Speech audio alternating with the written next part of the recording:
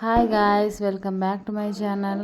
ఈరోజు అయితే మా ఇంట్లో ఏమేమి స్పెషల్ చేశానో చూసేద్దాం రండి. ఈరోజు అయితే కొంచెం ఎక్కువనే స్పెషల్ చేశాను.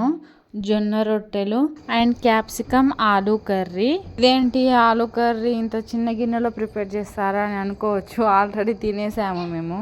అండ్ గడ్డ పెరుగు, ఇంకా వైట్ రైస్ చేసాము.